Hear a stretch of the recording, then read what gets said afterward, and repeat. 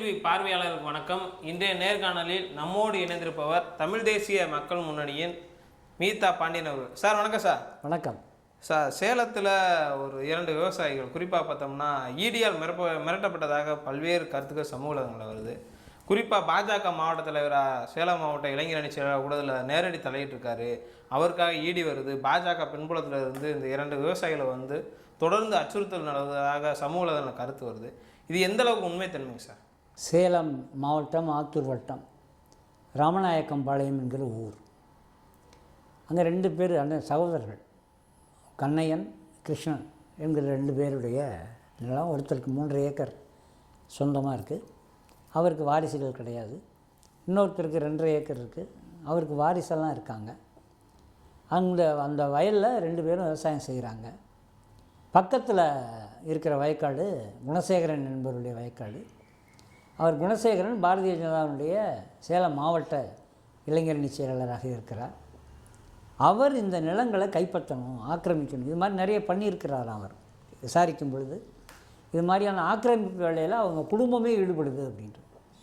இவருடைய பதவியை பயன்படுத்தி, அதிகாரத்தை பயன்படுத்தி அவங்க அம்மா, அவங்க அண்ணன் தம்பிங்க, குடும்பங்களே, அந்த குடும்பம் மொத்த குடும்பமும் ஆக்கிரமிப்பு இந்த மாதிரி பறிமுதல் வேலைகளில் ஈடுபடக்கூடிய குடும்பமாக பேசப்படுது. எந்த சாதியாக இருந்தாலும், நாடாராக இருந்தாலும், தேவராக இருந்தாலும், கவுண்டராக இருந்தாலும் அயோக்கியம்தான். களவாணி தான். இதில் மாறுபாடு கிடையாது. அவன் நாடார் சமூகத்தை சேர்ந்தவனாக இருக்கிறான், அதுவும் பாஜகவில் வேறு இருக்கான். அதோட விளைவு அந்த வயலை கைப்பற்றுவதற்கு அவங்க மேலே கேஸ் போடுறான். கேட்டால் ஒரு டாக்குமெண்ட்டை தயார் பண்ணியிருக்கான். அவங்க இவர்கிட்ட கடை வாங்கினதாகவும், இவங்க 2 பேருடைய அப்பா அவர் கடை வாங்கினதாகவும், அதுக்கு பத்திரம் எழுதி கொடுத்ததாகவும் ஒரு டாக்குமெண்ட், போலி டாக்குமெண்ட்டை தயாரித்து அந்த டாக்குமெண்ட்டையும் கோர்ட்டில் அவன் ஃபைல் பண்ணுறான். என்ன துணிச்சல்! கோர்ட்டில் ஃபைல் பண்ணுற அளவுக்கு என்ன துணிச்சல்! இதை நிறைய பேர் பண்ணுறாங்க. இங்கே மதுரை மாவட்டம் கருமாத்தூரில் எங்களுடைய அமைப்பு சாதி ஒழிப்புடைய மாவட்ட செயலாளர் தோழர் தெய்வம்மாவுடைய நிலத்தை ஆக்கிரமித்த ஒருத்தன், அவனும் இதே மாதிரி பார்த்திங்கன்னா போலி டாக்குமெண்ட்டை தயாரிக்கிறான், கோர்ட்டில் ஃபைல் பண்ணுறான். என்ன நம்பிக்கை இவர்களுக்கு அப்படின்னு பார்த்திங்கன்னா, வழக்கறிஞர்கள் மூலமாக ஜட்ஜை, நீதிபதியை விலைக்கு வாங்க முடியும்னு அவங்க நம்புகிறாங்க. அதிகாரத்தின் மூலமாக என்ன தீர்ப்பையும் நம்மால் வாங்க முடியுன்ற ஒரு நம்பிக்கை பாரதிய ஜனதா கட்சிக்காரனுக்கு கீழே வரை ஏற்பட்டிருக்கு. ஏன்னா அயோத்தி தீர்ப்பும் காஷ்மீர் தீர்ப்பும் என்ன சொல்லுகிறது பாஜக கட்சிக்காரனுக்குன்னா, நீ கோர்ட்டுக்கே போனாலும் சரி எங்களால் அந்த ஜட்ஜை விலைக்கு வாங்க முடியும், நாங்கள் விரும்புகிற தீர்ப்பை எங்களால் பெற முடியும் என்கிற காரியத்தை அவர்கள் செய்ய தொடங்கி இருக்கிறார்கள். இது போன்ற காரியம்தான் இப்போ நீங்கள் சேலம் ஆத்தூரில் பார்க்குற இந்த விஷயம். அவன் என்ன துணிச்சலில் கோர்ட்டுக்கு போயிருக்கிறான். அவன் கோர்ட்டுக்கு போயிட்டான்னா சரி நீதிமன்றம் பார்த்துக்கணும்னு பேசாமல் இருக்கணுமா இல்லையா? கிடையாது. அவங்கள மிரட்டுறது, ஆள் வச்சு மிரட்டுறது. இப்போ அவங்க வயலில் வேலை செய்கிறதுக்கு ஆட்கள் வராங்க, களை எடுக்க வராங்க, பயிர் எடுக்க வராங்க அப்படின்னு சொன்னால் அவங்கள மிரட்டுறது. வழக்கு நடக்குது, உங்களெல்லாம் உள்ளே தள்ளிடுவேன், மரியாதையை வேலை செய்யாதீங்க போங்க அப்படின்னு அவங்கள விரட்டி விடக்கூடிய போக்குகளையும் பார்க்க முடிகிறது. கிழங்கு போட்டிருக்காங்க, 2 மாதத்துக்கு முன்னாடி கிழங்கு போட்டிருக்காங்க. கிழங்கு நல்லா விளைஞ்சிருச்சு. கிழங்கு பிடுங்க வேண்டிய நேரம், வந்த கூலிக்காரங்களையெல்லாம் விரட்டி விட்டு கிழங்கை பிடுங்க விடாமல் பண்ணி அது நாசமாக போகிற அளவுக்கு அவன் வேடிக்கை பார்த்துருக்கான். 2வதாக பார்த்திங்கன்னா, இப்போ நெல் வயல், இப்போ நெல் விளைஞ்சி நிற்கிது. அந்த கதிரை அறுக்க வேண்டிய நேரம். அவன் என்ன பண்ணியிருக்கான், அவனுடைய நிலம் கொஞ்சம் மேடு, அதில் முழுக்க தண்ணியை ஏற்றி அந்த வரப்பை உடச்சி விட்டு அந்த தண்ணியை இவங்க வயலுக்குள்ளே அறுவடைக்கு காத்திருக்கிற பயிர்கள்கிட்ட தண்ணியை இறக்கி விட்டு பயிரை சாய விட்டு அழுகி போகிற அளவுக்கான காரியத்தை அவன் இன்றைக்கி பண்ணியிருக்கான். நீதிமன்றம் வேடிக்கை பார்க்குது, காவல்துறைக்கு போகிறாங்க வேடிக்கை பார்க்குது, தாசில்தார் சிவில் நிர்வாகம் வேடிக்கை பார்க்குது. என்ன காரணம்னா, அவன் பாரதிய ஜனதா கட்சியினுடைய மாவட்ட இளைஞரணி செயலாளர். அது ஒன்று தான் காரணம். இது அவன் ஒரு கட்சியாக ஒரு காட்டுற அதிகாரம் என்பது. இதையெல்லாம் கூட நம்மளால் புரிஞ்சுக்க முடியுது. லோக்கல் ஆட்கள்லாம் அவன் விலைக்கு வாங்குகிறான், விஏஓவை விலைக்கு வாங்குகிறான், ஆர்ஐயை விலைக்கு வாங்குகிறான், தாசில்தாரை அவனால் கட்டுப்படுத்த முடியுது. லோக்கல் கோர்ட்டில் எப்படியும் ஜெயிச்சிட முடியும்னு அவன் ஒரு நம்பிக்கையை வச்சுருக்கான். ஆனால் ஈடி என்கிற நிறுவனம் ஒரு அகில இந்திய நிறுவனம்.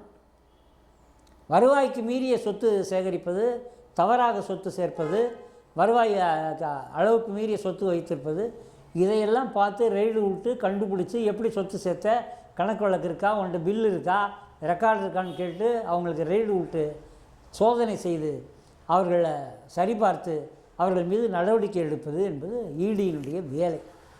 நீங்கள் பொன்முடி கைது செய்யப்பட்டிருக்கிறாரு, செந்தில் பாலாஜி சிறைக்குள்ளே இருக்கிறாரு, இது ஈடியினுடைய வேலை. அதே போல் திண்டுக்கல் டாக்டர் ஒருத்தட்ட 30 லட்ச ரூபா லஞ்சம் கேட்டு ஒரு ஈடி அதிகாரியை நம்ம தமிழ்நாட்டினுடைய ஊழல் தடுப்பு துறை இருக்கு இல்லையா, அது கண்டுபிடிச்சி அவனை திவாரின்ற பீகார்காரன் அவனை கண்டுபிடிச்சி அவனை கைது பண்ணி ஈடி ஆஃபீஸ்குள்ளேயே நுழைஞ்சு, ஈடி அதிகாரிகள் அனுமதிக்கலைன்னா கூட ஈடி ஆஃபீஸ்குள்ளேயே மதுரை ஆஃபீஸ்குள்ளே நுழைஞ்சு செக் பண்ணி சோதனையெல்லாம் போட்டு அவனை கைது பண்ணி இன்றைக்கி அவன் மதுரை மத்திய சிறையில் இருக்கான். திண்டுக்கல் கிளை சிறையில் இருந்தான், இப்போ மதுரை மத்திய சிறையில் இருக்கான் திவாரி. ஈடி என்கிற ஒரு மிகப்பெரிய நிறுவனம், இந்தியா முழுவதும் இருக்கிற நிறுவனம். இந்தியா முழுவதும் பாரதிய ஜனதா அரசு ஈடி நிறுவனத்தை எதிர்க்கட்சிகளை பயமுறுத்துவதற்கும் மிரட்டுவதற்கும் பயன்படுத்திக்கிட்டு இருக்குது என்பது நம்மளால் புரிஞ்சுக்க முடியுது. பாரதிய ஜனதா கட்சிக்கு ஒரு நோக்கம் இருக்குது. தேர்தலில் ஜெயிக்கணும்னா எதிர்க்கட்சிகளை பலவீனப்படுத்தணும், எதிர்க்கட்சிகள் யார் கையில் பணம் அதிகமாக இருக்கோ அவர்களை நெருக்கடிக்கு உள்ளாக்கணும். தமிழ்நாட்டில் திமுக இருக்குன்னா திமுகவுக்கு பணம் சப்ளை பண்ணுறவர் தான் செந்தில் பாலாஜினா செந்தில் பாலாஜியை முடக்கணும், திமுகவை முடக்கணும் அப்படின்னு ஒரு எலெக்ஷன் மோட்டிவ், தேர்தல் நோக்கம் இருக்கிறது இவர்களுக்கு. அது புரிஞ்சுக்கொள்ள முடியுது. ஆனால் இது ஒரு லோக்கல் பிரச்சனை. இந்த லோக்கல் பிரச்சனையில் ஈடி அதிகாரிக்கு சேலம் மாவட்டத்தில் ஆத்தூர் வட்டத்தில் ராமநாயக்கம் பாளையத்தில் இருக்கிற இந்த 2 பேர் எப்படி தெரியும்? யார் சொல்லி தெரியும்? பாஜகக்காரன் சொல்லாமல் இந்த 2 பேரை பற்றி தெரிஞ்சிருக்க வாய்ப்பு இல்லை. சரி, இந்த 2 பேர் தான் அந்த பெல்ட்டிலே நீங்கள் கவுண்டர்களை கேள்விப்பட்டிருப்பீங்க. பணப்பயிர் உற்பத்தி செய்யக்கூடியவங்க, மஞ்சள், கரும்பு, வாழை, இது மாதிரி பணப்பயிர் விற்பனைக்கான பயிர்களை உற்பத்தி செய்யக்கூடியவங்க. உணவு பயிரை விட மேற்கு மாவட்டங்கள் பணப்பயிர் உற்பத்தியில் கவனம் செலுத்தக்கூடிய விவசாயிகள் நிறைந்த பூமி. நிறைய பணக்காரங்க இருக்காங்க, நிறைய நிலம் வச்சுருக்கவங்க இருக்காங்க. இவங்க அப்படி இல்லை. 3 ஏக்கர் பல்லர் சமூகத்தை சேர்ந்தவர்கள். தேவேந்திர குலம் என நரேந்திர மோடியால் அறிவிக்கப்பட்டாங்க இல்லையா, நான் நரேந்திரன் நீ தேவேந்திரன் அப்படின்னு சொல்லி அறிவிக்கப்பட்டாங்க இல்லையா, அந்த பல்லர் சமூகத்தை மல்லர் சமூகத்தை சேர்ந்தவர்கள். அவங்க ஒரு 3 ஏக்கர் ஒருத்தருக்கு இருக்குது, 2.5 ஏக்கர் ஒருத்தருக்கு இருக்குது. இவ்வளோதான், ஒரு 6 ஏக்கர் 6 ஏக்கர். இந்த 2 பேருடைய பெயரும் இந்த 2 பேருடைய முகவரியும் யார் கொடுத்தா? ஈடி ஆஃபீஸ்க்கு யார் கொடுத்தா? ஈடி ஆஃபீஸ் அப்படி கண்ணில் விளக்கண்ணையை ஊற்றிக்கிட்டு சொத்து வருமானத்திற்கு மீறிய சொத்து சேர்த்தவர்களாக கண்ணையாவையும் கிருஷ்ணனுக்கும் சம்மன் அனுப்புகிற அளவுக்கு ஈடிக்கு இந்த செய்திகளை கொண்டு போனது யார்? ஒரு லோக்கல், ஒரு மாவட்டத்தினுடைய இளைஞரணி செயலாளர் அவன் இந்த செய்தியை கொண்டு போய் ஒரு ஈடி அதிகாரியை பயன்படுத்த முடியும்னா, ஒரு பக்கம் பாரதிய ஜனதாவினுடைய இந்த முயற்சிகள், இந்த வேலைகள் நம்மளை ரொம்ப பயமுறுத்துது. எந்த மாதிரிங்க சார்?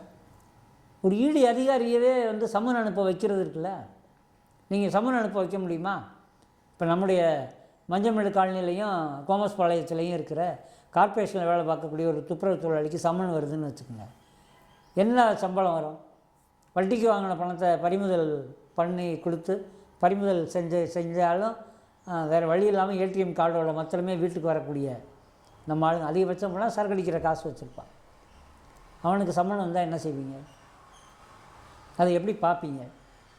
இங்கே இல்லை, கூலி தொழிலாளியாக இருக்கிறான், கட்டுமான தொழிலாளியாக இருக்கான், கம்பி கட்டுறவனாக இருக்கிறான், கிராமங்களில் வேலை செய்கிறவனாக இருக்கான், அவனுக்கு சம்மன் வந்தால் நம்ம எப்படி பார்ப்போம்? உசிலம்பட்டியில் ஒரு 1 ஏக்கர் 2 ஏக்கர் வச்சுருக்கக்கூடிய ஒரு விவசாயிக்கு ஈடி சம்மன் அனுப்புதுன்னு வச்சுக்கோங்க. நீ வருமானத்திற்கு மேலே சொத்து சேர்த்துருக்க, எங்கள் அலுவலகத்துக்கு வா, உன்னை நாங்கள் விசாரிக்கணும் அப்படின்னு கூப்பிடுதுன்னா, இது மாதிரி பச்சை அயோக்கியத்தனம் எதுவும் கிடையாது. ஒரு கண்மூடித்தனமான நடவடிக்கையை பிஜேபிக்காரன் சொல்கிறான்றதுக்காக அவனுக்காக செய்வது இருக்கு இல்லையா, மிரட்டணும் அவனை, நீங்கள் அவனுக்கு சம்மன் அனுப்புங்க. நீங்கள் போலீஸ் ஸ்டேஷனில் பார்த்துருப்பீங்க, ஒரு 4 பேரை கைது பண்ணிட்டாங்க அப்படின்னா பின்ன நாம் ஜனவரி 1 நேற்று நைட்டு எவனாவது தண்ணி அடிச்சுட்டு 5 பேர் சிக்கியிருப்பான். அதில் கொஞ்சம் காசுக்காரனாக இருந்தால் உன் வீட்டுக்கு ஃபோன் பண்ணி கொஞ்சம் பணம் வாங்கி கொடுத்தாலும் உன்னை வழக்கிலேருந்து நாங்கள் வெளியேற்றிடுறோம், எஃப்ஐஆர் போடாமல் பார்த்துக்குறோம் அப்படின்னு போலீஸ் ஸ்டேஷனில் லோக்கலாக சீப்பாக பண்ணுவாங்க, பார்த்துருப்பீங்க. தப்பு பண்ணவன் 5 பேர் கைது பண்ணாக்குள்ள காசு கொடுத்தாங்கன்னா ஒரு 2 பேரை கழட்டி விட்டுருவாங்க. நீங்கள் அதை பார்த்துருக்கலாம். அது மாதிரி ஈடி அப்படின்ற ஒரு மிகப்பெரிய வருமானத்திற்கு மேலே சொத்து சேர்க்குறவங்கள கண்காணிக்கக்கூடிய ஒரு இந்திய ஒன்றிய அரசின் நிறுவனம், தமிழ்நாடு அரசின் நிறுவனம் இல்லை, இந்திய ஒன்றிய அரசின் நிறுவனம். எவன் அதிகாரியாக வரான், வடநாட்டுக்காரனா தமிழ்நாட்டுக்காரனா எதுவும் நமக்கு தெரியாது. 2 பேருக்கு சம்மன் வந்திருக்கு, பேப்பரை கையில் வாங்கிட்டு அவங்க திணறாங்க. இந்திய கம்யூனிஸ்ட் கட்சியை சேர்ந்த தோழர்கள் அவங்க 2 பேருக்கு துணையாக வந்திருக்காங்க. என்னையா இருந்துச்சுன்னா இன்னொரு வழக்கறிஞரை ஏற்பாடு பண்ணி, ஏற்கனவே நிலம் சம்பந்தமான வழக்கு கோர்ட்டில் நடக்குது, அதுக்கு வேறு வழக்கறிஞர், செல்லத்துறைன்னு ஒரு வழக்கறிஞரை ஃபிக்ஸ் பண்ணி இந்திய கம்யூனிஸ்ட் கட்சி இடி அலுவலகத்துக்கு இவங்க 2 பேரையும் கூட்டிகிட்டு போங்க அப்படின்னு கூட்டிகிட்டு போயிருக்காங்க. இடி அலுவலகத்துக்குள்ளே போனால் நீங்கள் யாரும் வரக்கூடாது, அந்த 2 பேர் மட்டும்தான் உள்ளே வரணும் விசாரணை. அது சரியாக எதுக்கு நீ சம்மன் அனுப்புன சொல்லு, இவனுக்கு வருமானமே இல்லை, உழுதவன் கணக்கு பார்த்தால் உழக்கு கூட மிஞ்சாது. இதுதான் நம்ம விவசாயிகளுடைய நிலைமை. பெரும்பான்மையான நடுத்தர விவசாயிகள் வரை வருமானம் என்பது இல்லை. விவசாயிகளுடைய உழவர்களுடைய வருமானம் ஒரு வருமானமுள்ள தொழிலாக விவசாயத்தை மாற்றுவது என்கிற பற்றிய பார்வை கடந்த ஆட்சிகளையும் கிடையாது, நடப்பு ஆட்சிகளையும் கிடையாது. விவசாயி நட்டமாக தான் இருக்கான். நட்ட விவசாயம் பார்க்க முடியும். நீங்கள் பார்க்கலாம், ஒரு என்ஜினியர்கிட்ட போய் கேட்டிங்கன்னா உன் பிள்ளை என்ன வரணும்னா நான் ஒரு என்ஜினியராக கொண்டு வருவேன்றான். ஒரு ஜட்ஜு என் பிள்ளையை வக்கீலுக்கு படிக்க வச்சு ஜட்ஜாக கொண்டு வருவேன்றான். ஒரு டாக்டர் தான் பிள்ளையை டாக்டராக கொண்டு வருவேன்றான். ஆனால் ஒரு விவசாயி என் பிள்ளையை விவசாயியாக கொண்டு வருவேன்னு சொல்லவே மாட்டான். அவனை படிக்க வச்சு வேறு அதிகாரியாக மாற்றிடணும், என் பிள்ளை விவசாயியாக வரக்கூடாது. ஏன்னா வாழ்க்கை முழுவதும் நஷ்டம்தான். சேத்துல காலை வச்சு ஊருக்கே சோறு போடக்கூடிய விவசாய சமூகம் இன்றைக்கி அவன் ஊரை விட்டு திருப்பூருக்கும் சென்னிமலைக்கும் கோயம்புத்தூருக்கும் இடம் மாறிக்கிட்டு இருக்கான். வேறு தொழிலை நோக்கி குடும்பத்தோடு போய் குடியேறிக்கிட்டு இருக்கான். திருப்பூர்லேயும் சென்னிமலையிலையும் கிராமப்புறங்கள் பார்த்திங்கன்னா பெருசுக்கு மத்தியில் தான் கிராமப்புறங்களில் இன்றைக்கி வாழ்ந்துட்டுருக்காங்க. இளைஞர்கள் வெளிநாட்டுக்கு பிழைக்க போகிறான், குடும்பங்கள் திருப்பூருக்கும் கோயம்புத்தூருக்கும் பிழைக்க போய்கிட்டு இருக்கான். இதுதான் விவசாயிகளுடைய நிலைமை. இந்த விவசாயி வருமானத்துக்கு மேலே சொத்து சேர்த்துட்டான்னு சம்மன் வருதுன்னா முதல் நீ எப்படி சம்மன் அனுப்பின சொல்லியான்னா, இதெல்லாம் இங்கெல்லாம் மிரட்டக்கூடாது, நீ சிஎம்கிட்ட போய் சொல்லிக்க. ஏன்னா கடுப்பில் இருக்காங்கல்ல. தமிழ்நாடு அரசு ஊழல் ஒழிப்புத்துறை ஒரு இடி அதிகாரியை கைது பண்ணியிருக்கிறதுனால என்டையர் இடி துறையே என்னவாக இருக்காங்கன்னா ஆத்திரத்தில் இருக்கான். அண்ணாமலை ஆத்திரத்தில் இருக்கான், தமிழிசை ஆத்திரத்தில் இருக்காங்க, மோடி வர ஆத்திரத்தில் இருக்காங்க. என்னென்னா நம்ம எந்த கருவியை பயன்படுத்தி இடி என்கிற அந்த நிறுவனத்தை பயன்படுத்தி யாரெல்லாம் மிரட்டிக்கிட்டு இருக்கோமோ அவனையே கைது பண்ணுறான்டா. தமிழ்நாட்டில் மட்டும்தான் அது நடந்திருக்கு, வேறு எந்த மாநிலத்திலையும் நடக்கலை. மேற்கு வங்காளத்தில் இடி போகுது, கேரளாவில் இடி போகுது, கர்நாடகாவில் இடி போகுது, மிரட்டுது. ஆனால் இடி அதிகாரியே கைது செய்த ஒரு சம்பவம் தமிழ்நாட்டில் மட்டும்தான் நடந்துச்சு. காண்டா இருக்கான், அவன் சொல்கிறான் உள்ளே வராத, அந்த 2 விவசாயி தான் வரணும், அவங்களுக்கு தான் நாங்கள் சம்மன் அனுப்பியிருக்கோம். சம்மன் அனுப்பினது தப்புன்னு உணர்வதற்கு அந்த இடி அலுவலக அதிகாரிகள் தயாராக இல்லை. ஏனென்றால் அது பிஜேபியினுடைய இளைஞரணி மாவட்ட செயலாளர் சொல்லி தான் அந்த சம்மன் அனுப்பியிருக்காங்க. சரி, இவன் சொன்னால் கேட்டுருவானா எல்லா இடி அதிகாரியும்? அப்புறம் அண்ணாமலை ஒரு அண்ணாமலை சொல்லியிருக்கான்னு அர்த்தம். அவராக சொல்லியிருப்பார். அண்ணாமலை மட்டும் இல்லை, மோடி வரை நீங்கள் தமிழ்நாட்டில் பாஜகக்காரன் என்ன கேட்டாலும் செய்யுங்க என்பது ஈடிக்கு மட்டுமல்ல, காவல்துறைக்கே அந்த செய்திகள் இருக்குது. தமிழ்நாட்டினுடைய பெரும்பாலான காவல்துறை அதிகாரிகள் பாரதிய ஜனதாவுக்கு ஜாலரா அடிக்கக்கூடிய காவல்துறை அதிகாரிகளாக இருக்கான். ஜட்ஜஸ் வெளிப்படையாக ஆர்எஸ்எஸ் ஜட்ஜ் இருக்கான், மதுரை ஹைகோர்ட்டில் இருக்கான். பல மாவட்ட நீதிமன்றங்களில் ஜட்ஜஸே பார்த்திங்கன்னா பிஜேபி ஒரு மிகப்பெரிய ஊடுருவலை, ஒரு பெரிய வளைப்பு நிலையை ஆர்எஸ்எஸ் உருவாக்கி தந்திருக்கிறது பிஜேபிக்கு. அதை வாக்குகள் ஆக்க முடியாமல் அவங்க திணறிக்கிட்டு இருக்காங்க. இன்றைக்கி நீங்கள் எலெக்ஷனுக்கு பிறகுலாம் பார்த்திங்கன்னா கிராமங்களில் பரவி இருக்கக்கூடிய, நீங்கள் தென் மாவட்டங்களுக்குள்ளே போனீங்கன்னா சிவப்பு பச்சையாக பறந்து கொண்டிருந்த தேவேந்திர வேளாளர்களுடைய கொடி இன்றைக்கு காவி பச்சையாக மாறிக்கொண்டிருக்கிறது. பிஜேபி கொடி பறக்க ஆரம்பிச்சிருக்குது அந்த ஊர்களில் எல்லாம்.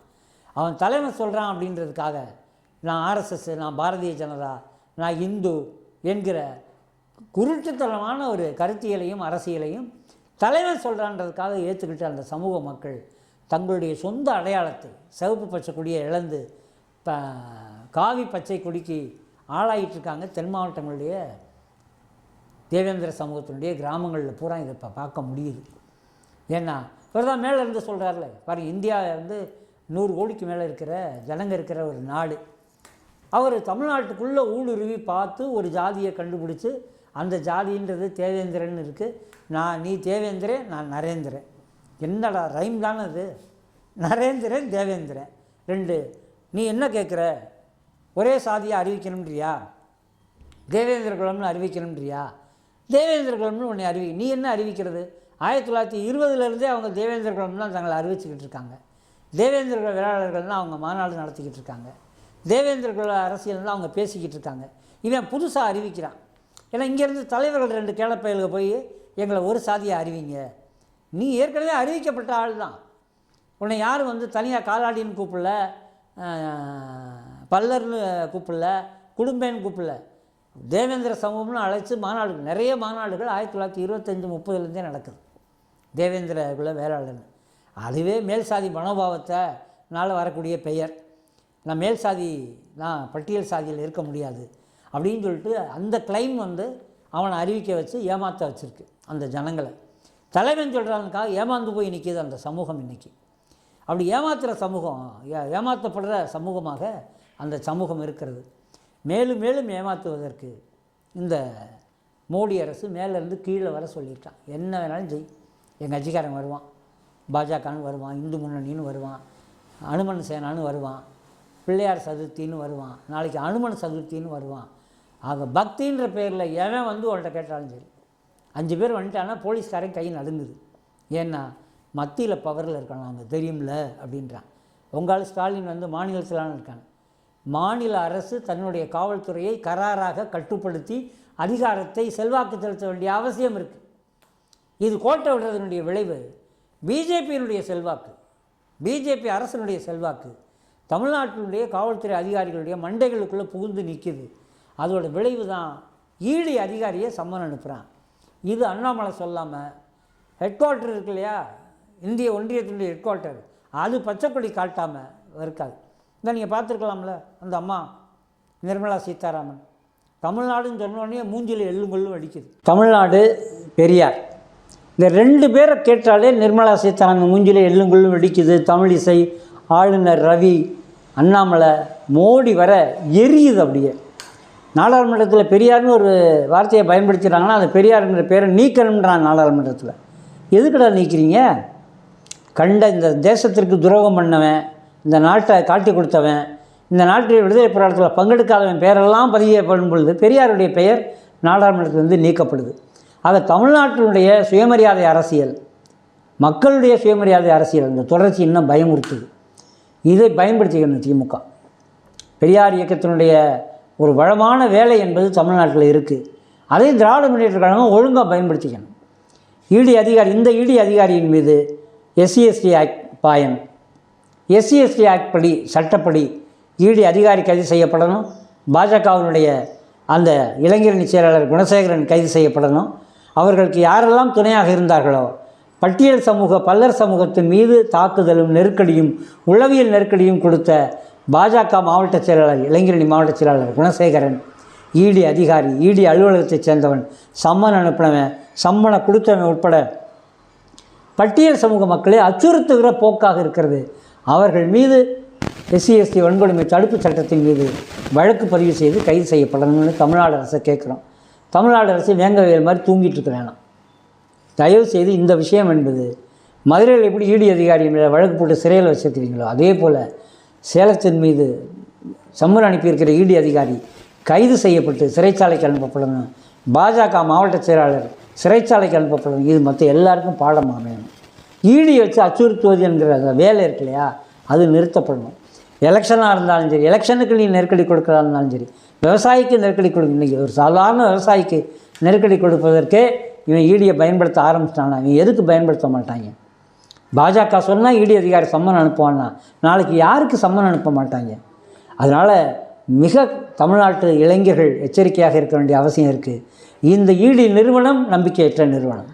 இந்திய ஒன்றிய அரசினுடைய இடி நிறுவனம் ஊழலிலே திளைத்து இருக்கிற நிறுவனம். அது மதுரையில் கைதாகி இருக்கிற இடி அதிகாரி திவாரியும் இன்றைக்கி சேலத்துக்கு சம்மன் அனுப்பியிருக்கிற இடி அதிகாரியும் சாட்சியாக இருக்கிறார்கள் என்பதை புரிந்து கொள்ள வேண்டும். இதை புரிந்து கொண்டு பாரதிய ஜனதாவை கருவறுப்பது, பாரதிய ஜனதா உருவாக்கி இருக்கிற அந்த உளவியல் சூழல் இருக்கிறதே, அதை மாற்றி அமைப்பதற்கு நாம் இயங்குவது என்பதை நாம் முன்கொண்டு சொல்ல வேண்டும் என்பதை இளைஞர்களுக்கு, குறிப்பாக பெரியார், அம்பேத்கர், மார்க்சிய சிந்தனையாளர்களுக்கு என்னுடைய பணிவான வேண்டுகோளாக வைக்கிறேன். மக்களை சந்தியுங்கள். மக்களிடம் இவர்கள் எவ்வளவு போலிகள், எவ்வளவு ஊழல் நிறுவனங்களை பயன்படுத்துபவர்கள், இவர்கள் பிறரை ஊழல்வாதிகள் என்று சொல்லுவார்கள். ஆனால் ஊழலில் திளைத்தவர்கள் இவர்கள் என்பதை கொண்டு செல்ல வேண்டும் என கேட்டுக்கொள்கிறேன். நன்றி, வணக்கம்.